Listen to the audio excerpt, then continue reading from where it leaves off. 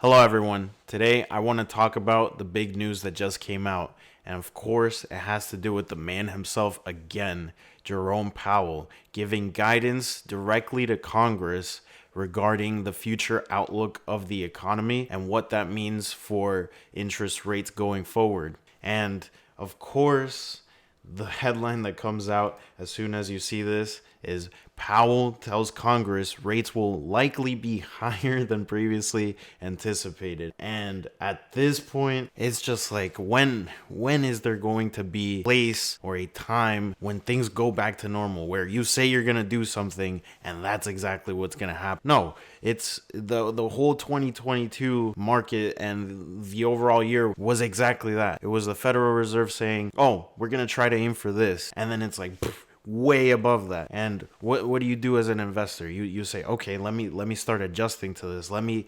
rebalance my expectations and try to account for the fact that in the future, if someone says this is gonna happen, then all right, I'm gonna have to change this. It's like if you have a friend that you always want to hang out with, and every time you set something up, you say like, okay, let's meet up at this place at 8 p.m. They always come at 8:30. After a while, you're gonna start saying like, all right, let's meet up at 7:30, and they're like, all right, meet up at 7:30.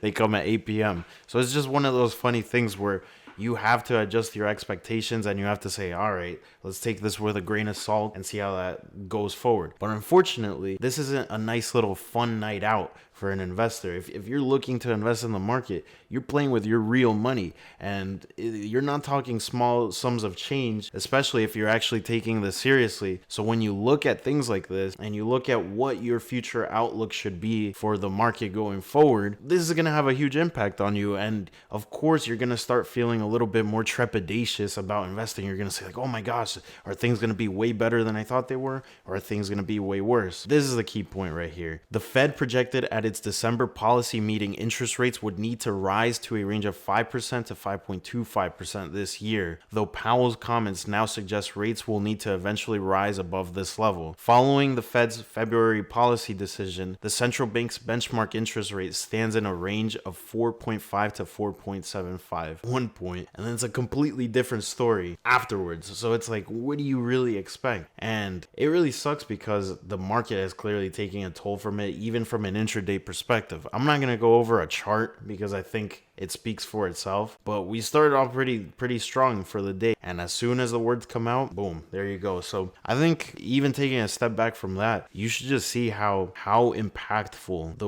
the words of one institution have on the overall equities market, and you should really start seeing like how much weight certain factors hold that are above your control. And that's why it's important to look at all these things and make sure you incorporate those factors into your investment decisions. I mean, you look at all these things, and you look at the funds rate target, and you really start to say like, okay, like things are clearly spiking up. They're basically at the highest level since the GFC, the recession that happened a little bit over a decade ago. But what do you even think about that, though? How do you even encompass what's going to happen in the future going forward? Well, when I saw this chart, one of the first things that you see, even from an optics perspective, is let's look back at this. Fed's fund rate increase, recession. Funds rate increase, recession. Now back here it starts to get a little bit more wishy-washy because the Federal Reserve policy was a lot different back then. But even still, you start to see certain patterns. Even in the 80s, Fed funds rate increases, boom, recession hence after. Now, what do you take from this? Well, in my opinion, the thing that worries me the most is looking at all the other economic indicators. So the big one for me that I've seen in the past few months come up a lot is unemployment rate. So unemployment is very resilient right now. We basically have a fully capacitated workforce where everybody's employed. Everybody and their mothers has a job.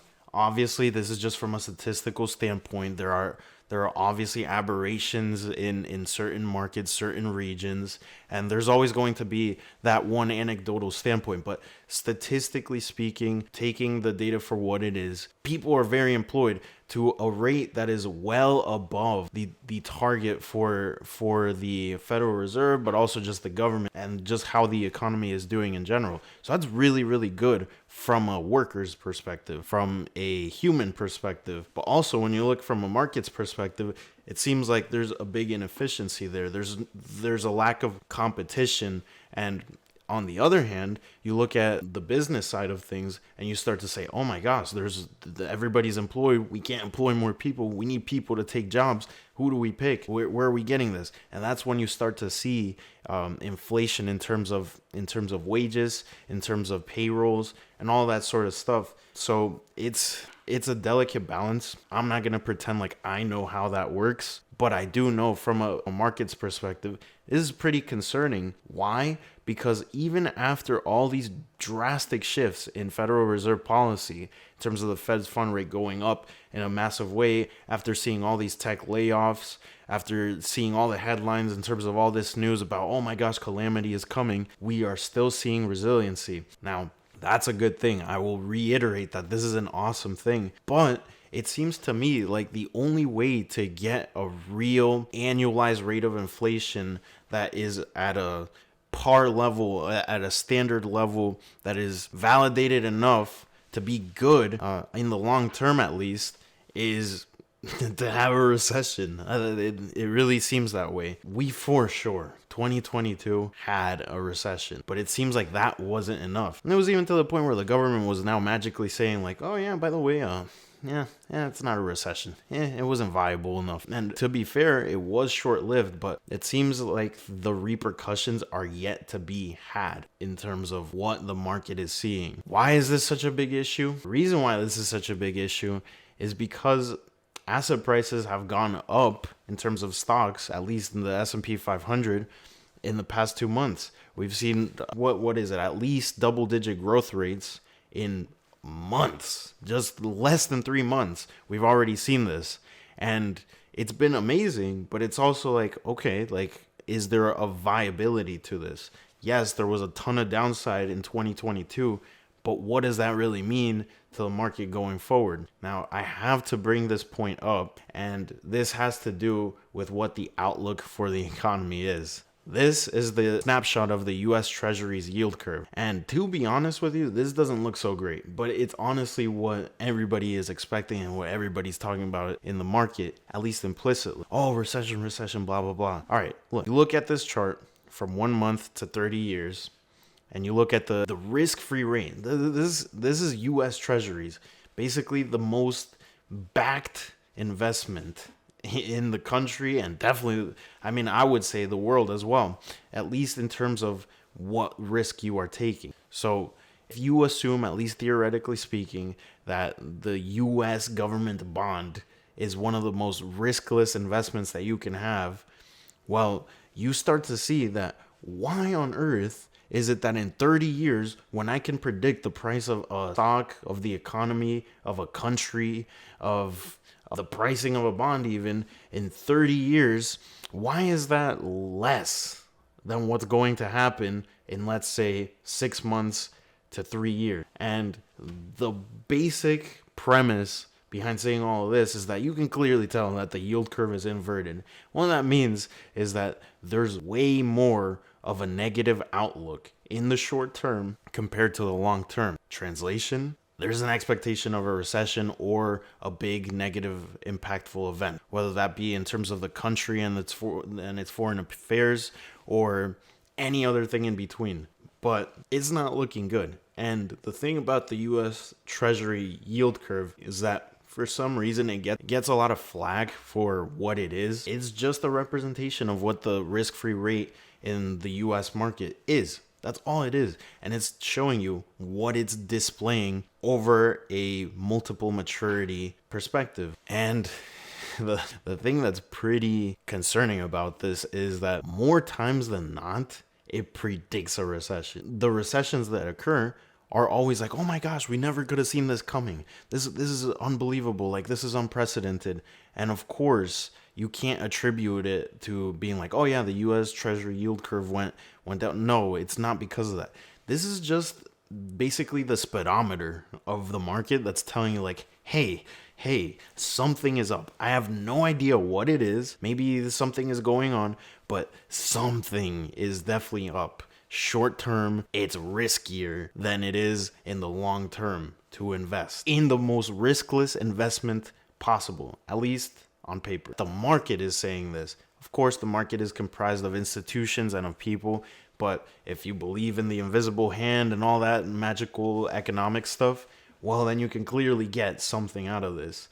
And you can tell that something is up, and based on what Jerome Powell is saying, based on the hot pressure from the economy that has been seen in the past few months, regardless of interest rate hikes, it's looking like things are. Why? Because there's no way that Jerome Powell is going to stop his endeavor halfway through and just say, you know what, we did close enough. That's it. We're done.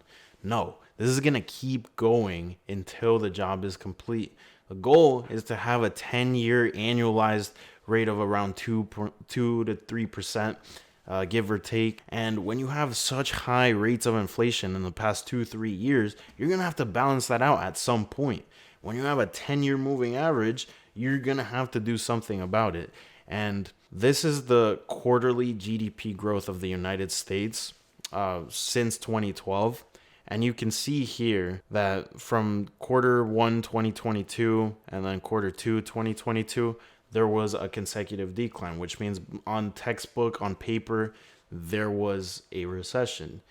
During that time, of course, there was a whole bunch of contention and discourse about whether it was technically a recession or not. But on paper, theoretically, from a financial perspective, there was definitely a recession. Thing is, you have to ask yourself, did we go through the pain as a market, as an economy? Did the United States go through the necessitated pain to finally see some relief in the market? That is the question that you have to ask yourself. And if we're turning back into overall investments and what your overall strategy should be, there's one thing for sure. Given all the factors that are at hand right now, you have to know what you want to invest in and what you don't. If there's things that you're saying, I'm not really sure about this, I'm feeling pretty finicky about this, one day I like this, one day I don't, you better reassess that, because there's going to be